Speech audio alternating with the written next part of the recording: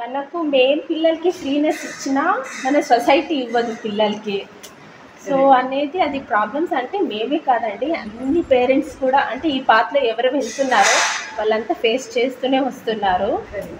So okay, మీరు అది screen toys అని చెప్తున్నారు, కానీ వాటి వల్ల వచ్చే ప్రాబ్లం ఏంటని మీరు పాయింట్అవుట్ చేశారా? ఏంటి అంటే ఇప్పుడు ఒక కారే తీసుకోండి, వెహికలే తీసుకోండి, ఒక ఆటో తీసుకోండి.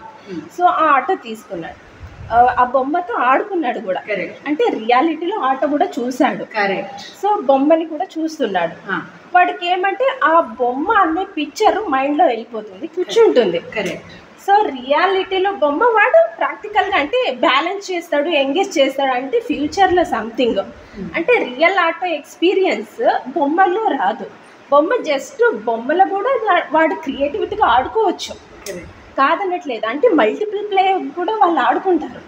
ఏమంటే ఆ బొమ్మ అనే పిక్చర్ వాళ్ళ మైండ్లో కూర్చుంటుంది కాబట్టి ఆ మైండ్ అనేది నెక్స్ట్ ప్రోగ్రామ్కి వాళ్ళకి అంటే వితిన్ స్పాంటేనియస్గా ఎక్స్ప్రెస్ అంటే ఫ్యూచర్లో ఎక్స్ప్రెస్ చేయడానికి అది సంథింగ్ మైండ్లో అవన్నీ కూర్చుంటాయి కాబట్టి స్టార్టింగ్ నుంచే అది రీచ్ అవ్వలేరు అనేది.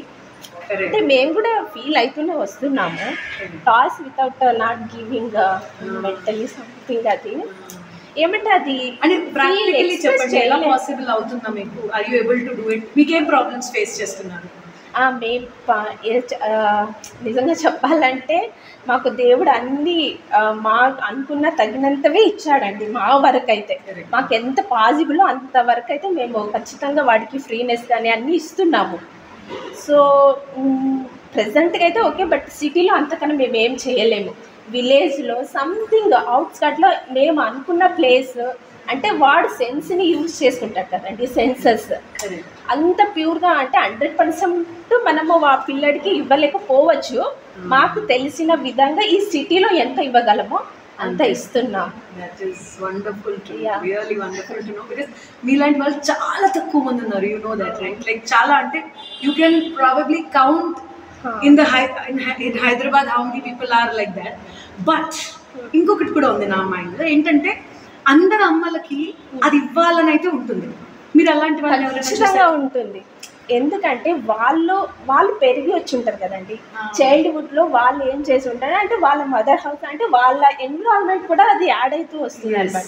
ఇప్పుడు నేను పెరిగిన విధానంతో ఇప్పుడు మా అమ్మ కానీ అమ్మమ్మ కానీ సో అదంతా ఆ ఎన్విరాన్మెంట్ ఆ విలేజ్ నాకు ఇది అవేర్నెస్ అంటే అంత అర్లీ ఏజ్గా అట్లీస్ట్ ఈ లైఫ్ అంటే ఏంటి, నేచర్ ప్రకృతి అంటే ఇదంతా తెలుసుకునే అవేర్నెస్ దేవుడు కొంచెం నాకు ఇచ్చాడు.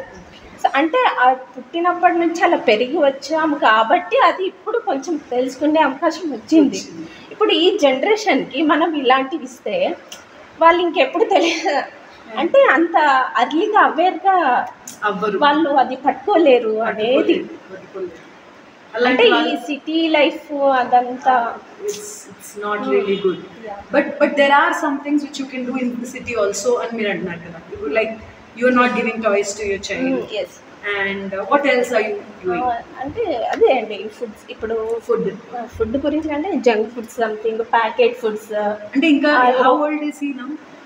2.5 years. 2.5. So inka he has not gone out of your house. Yes.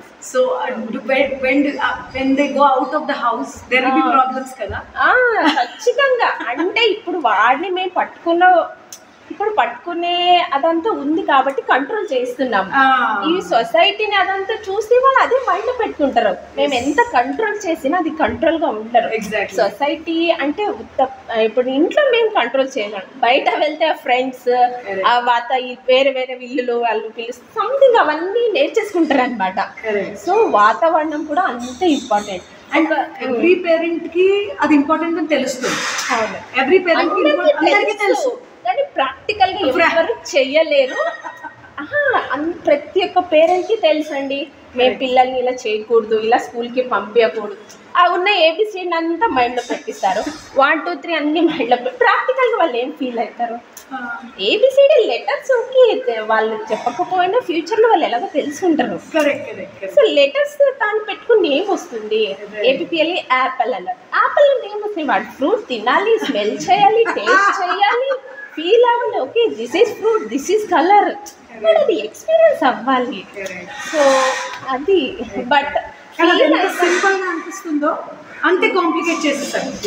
It is so simple actually. ఏంటి యాపిల్ అంటే వాడు యాపిల్ చూడాలి, యాపిల్ కొరకాలి, యాపిల్ తినాలి.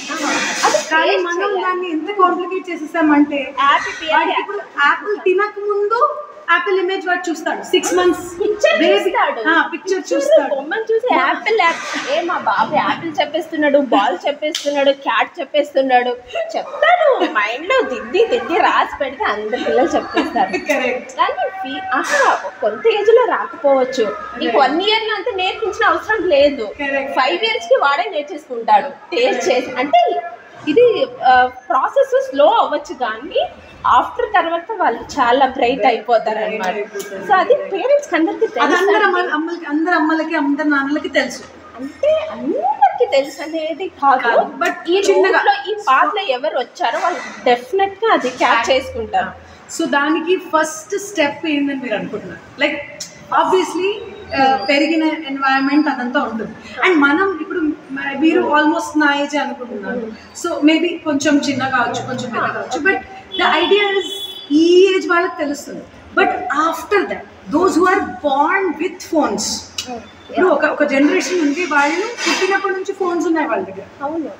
సో అలాంటి వాళ్ళకి కష్టం అవుతుందని మీరు అనుకుంటున్నారు? మేము ఆ ఫేస్ దాటి వచ్చాము. ఇప్పుడు వీటిని తీసుకెళ్ళి ఉంటాము, మేము పైన ఉంటామండి. ఓకే.